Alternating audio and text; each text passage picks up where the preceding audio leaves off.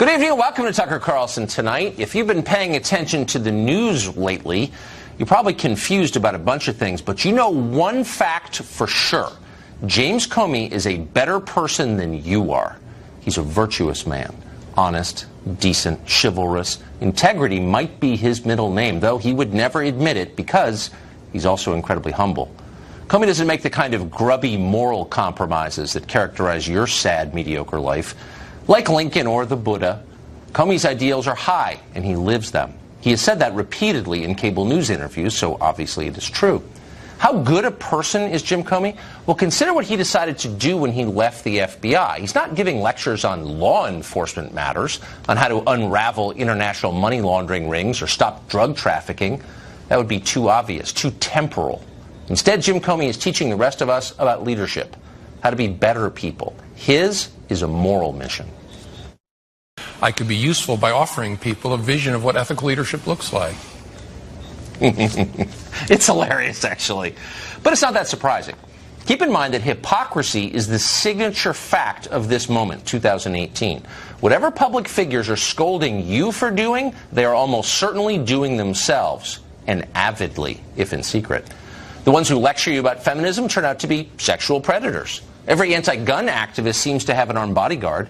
In a world like that, it is not surprising that James Mr. Integrity Comey left the FBI in an ethical cloud.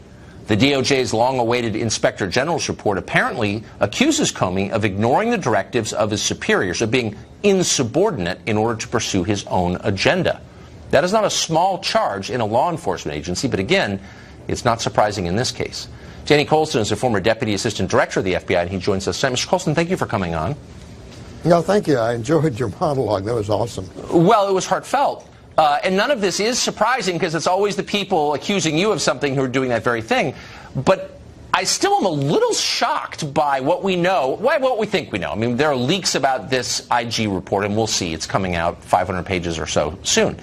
But from what we think we know, Comey is being accused of insubordination, which is not a small thing in the FBI. Is that correct?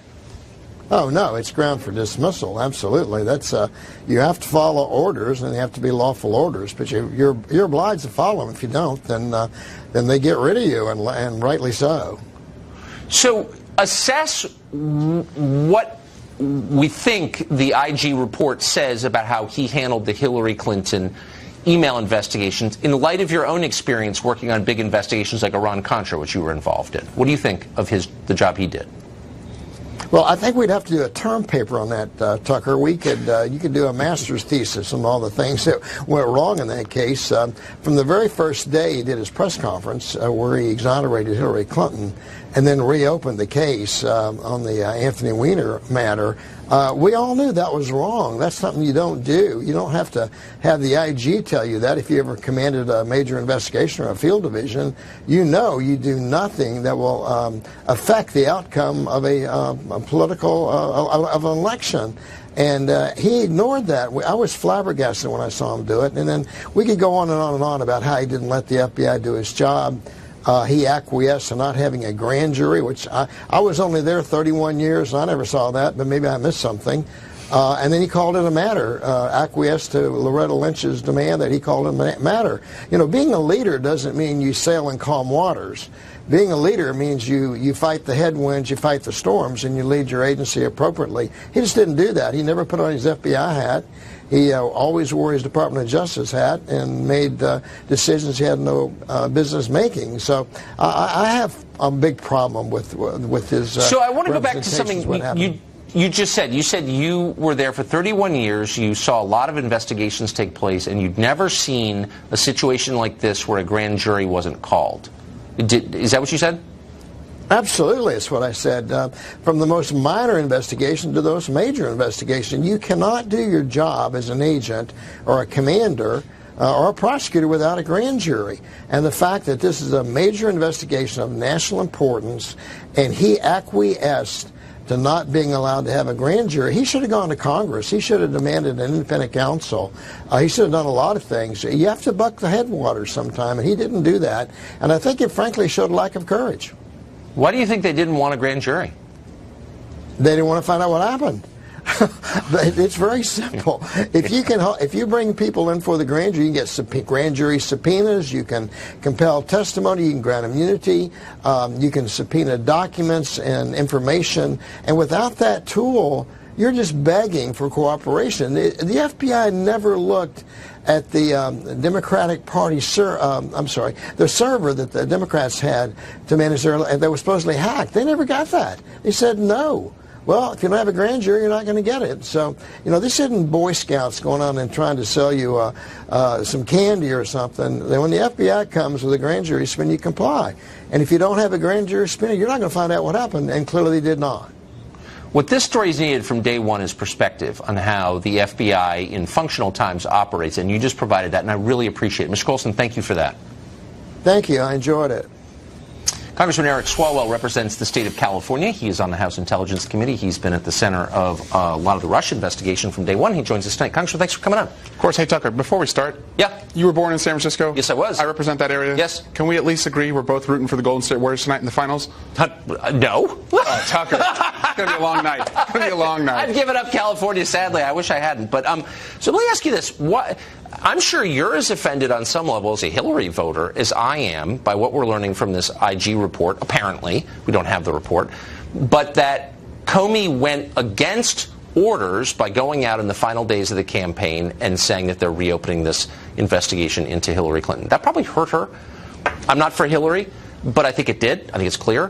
Why would you want to lionize someone who would do that? Why is he a hero on the left just because he hates Trump? Is that what it is? First, it's really shocking to hear all of this outrage now from Republicans that, we were doing this to Hillary Clinton. How dare they? I didn't hear any of this during the campaign. You heard it from me. I said it. I did say that. Donald Trump was cheerleading James Comey opening up this case. Maybe, but I thought it was totally bizarre when he did it. Look, I'm going to wait for the IG report. I'll say this. Jim Comey is an imperfect man. Yeah. All of us are, but imperfect people are still capable of telling the truth and being consistent. On the issue of Russia, he has gone to Congress a number of times, raised his right hand, put himself under oath, and has been consistent. That's something that the president is not willing to do with Bob Mueller. So right now we have uncontroverted evidence from James Comey. That's not lionizing him. That's saying that's the only evidence right now that exists. Yeah, I wouldn't say he was consistent, but I'm just interested if you could explain to me, this has been a debate we've had on the show 20 times, but it's still unsettled in my mind.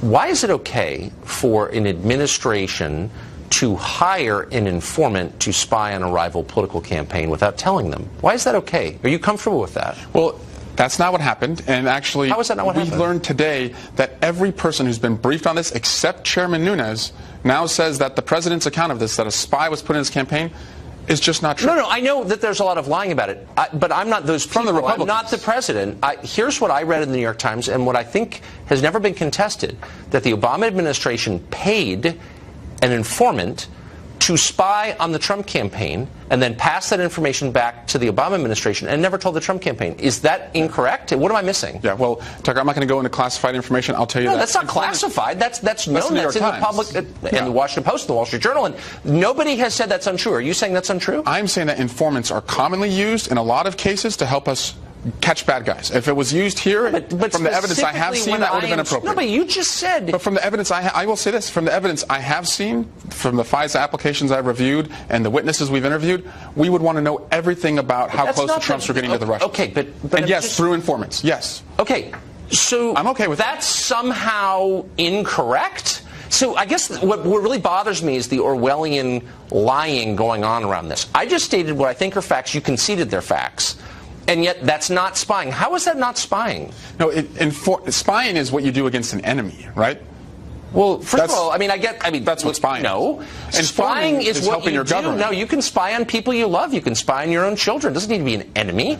That you're expanding the definition into some made-up land. Well, would you? Why is that not spying? If I am watching you without your knowledge, gathering information on you without your knowledge, don't tell you about it, I'm spying on you. But if a candidate for the highest office in the land is drawing himself, his family, his businesses to a foreign adversary, wouldn't we want our government to do everything we can to know what they're doing and then hopefully try and stop that adversary? But just one thing at a time. Well, you can see that's spying. No. It's not spying. And you're secretly gathering everyone but information Devin on Nunes someone, has but admitted it's that. not spying. Mitch McConnell, Paul Ryan, Trey Gowdy, they all said it's not spying. I think that what McConnell and Gowdy and Ryan have said is ludicrous, and I've invited all of them on this show to answer the same questions I'm posing to you, which is, when you're spying on someone, how is it not spying? And of course, they won't come on because they're too afraid. Do you think the government should They're use always welcome informants? to come on. But do you think the government should use I informants think to an prove this? administration should have a really good reason before putting a spy in a rival presidential campaign, and I think all of us should be completely freaked out about it, and we should want to know why this happened, but we don't. I absolutely agree with you. Tucker, I absolutely agree with you. You should have a damn good reason if you're going to use an informant, use wiretaps, use a FISA application on a presidential campaign. But hold on, the evidence I've seen, though,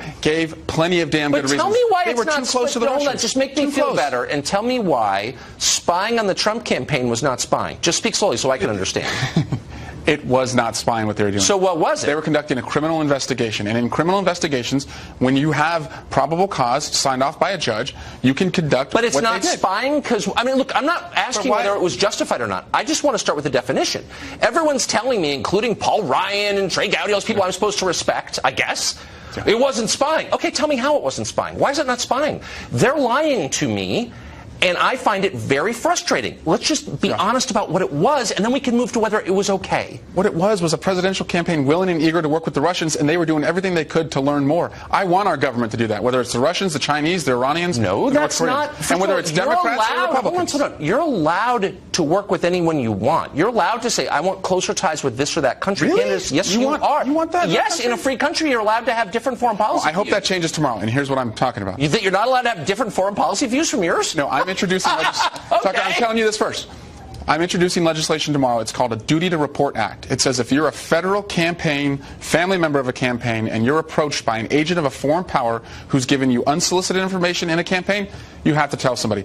Ivanka, Donald Trump Jr., an agent of a foreign power. Yeah. Let me just, Go ahead. as I've said this before, I know that. you're new to D.C. Yeah. I would say a third of the city are agents of foreign powers. Yeah, not of Russia. We don't want them helping us. No, I don't. You know what? I think all of them should leave. But I'm just telling you we want diplomatic what you relations. already know, which is this city is filled with people acting on behalf of foreign governments. And when they start to meddle in elections, that's wrong. No, they go and you should up, have to tell somebody. Yeah, they go up to your building every single day and try and win over your colleagues, and nobody says anything about it. That should be illegal. But if you're trying to give dirt on a campaign, and we just learned today, Ivanka was trying to make connections with Moscow during the campaign. Ivanka's, look, I've said like the bingo card has been filled now. Ivanka is definitely a foreign agent. Consider her name. It doesn't sound American, does it? We should deport her. Okay. But I just want you to be honest. I want Speaker Ryan to be honest. I want everyone just to be honest that this was spying, and I guess that's cool with you. But it was spying, and to lie to us and say it was something else entirely is very frustrating. If Speaker Ryan, Mitch McConnell, myself, Trey Gowdy, Adam Schiff, if we all agree, and you and Devin Nunes don't you think there's something odd there? I just want you to explain how it wasn't spying, but you can't. None of you can because it's propaganda. Actually, it's informative investigation. Okay, it sounds like really quick. We want our government to do it. Yes. We're hearing Democrats and some Republicans, honestly, say that it's immoral to separate families because of immigration law. That when you detain someone who's broken immigration law and you separate him from his family, it's immoral. When you detain an American citizen for breaking law, you separate him from his family, but no one complains. Why is that? Yeah, well, why should illegal aliens get special standards? Yeah, look, if an American committed a violent crime, any crime. If I get caught shoplifting, I get arrested, and I'm separated from my kids, and that's okay with you. You're typically not held in custody for months. I don't know. I might be. No, I was a prosecutor. You wouldn't be. I met with yes. People are detained all the time for nonviolent crimes. I met with a woman yesterday, Miss Guzman from Hayward, California. She told me the story of being separated from her son for months and her 15-year-old daughter as well. It's heartbreaking. All she was trying to do was seek asylum. Okay, what about Americans who break the law? I don't think you seem upset at all about them being separated from their kids. Why is that? No, I don't want anyone who is nonviolent, non-sexual criminal to be separated from their families. Because people go to jail for many years for nonviolent crimes all the time. We should reduce that, Bernie Madoff did. He was separated from his family. Did you cry about that? No, I'm serious. It was a nonviolent crime. No, separating a mother from their child. That is breaking the strongest bond that exists on this earth. Martha Stewart was separated from her daughter. She's a mother. Yeah. She went to prison. A mother from a non-adult child. Tucker. A non-adult child. So anybody who commits a crime with non-violence, any woman who commits a crime with non-adult kids should not be. There should be a really good reason. Jail. And immigration, so the law it's not a good reason. should be different based on gender and parenthood. Well, mothers and children. My wife would be happy to hear that. Yeah, so would I. Congressman, it's great to see you. The world is changing so fast. I just need someone to explain. And go Dubs tonight. Go Dubs.